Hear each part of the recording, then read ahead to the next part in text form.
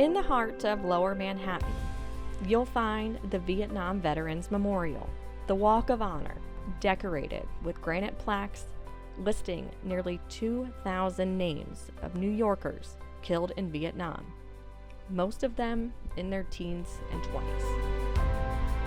In the center, a beautiful glass wall with words from lost warriors. Looking over that wall, almost guarding it in a sense, is Harry Bridgwood's memorial tablet. Harry is the reason why these names are honored and remembered.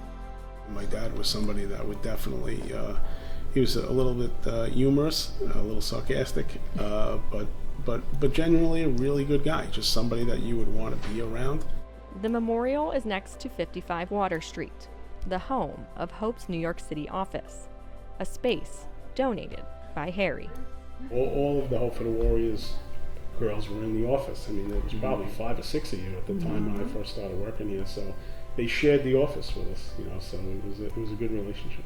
A Marine Corps veteran, an NYPD officer, and a Hope board member, Harry cared deeply about veterans and their families. It was actually his idea to have the Got Heart Give Hope celebration and to keep it not as a fundraising event, but as a way to recognize important people. The Harry Bridgwood Lifetime Service Award has always gone to a Vietnam-era veteran, until now. Scott, very nice to meet you. Sean Passmore. This year, the honor goes to Sean Passmore and Wells Fargo. Wells Fargo is committed to empowering service members and their families to achieve financial and career success. Sean, a veteran himself, plays a pivotal role in that. There's the Davids and the Goliaths in the nonprofit world, and there's the organizations I think that everybody recognizes that maybe you don't have to work as hard to attract the big funding support, and so I try to find the ones who maybe are the Davids and who are doing the really, really good work. This summer, Wells Fargo, with Capital Ford Wilmington and Capital Ford Raleigh, generously donated a 15-passenger van to Hope, helping support Hope's programs and events across the country.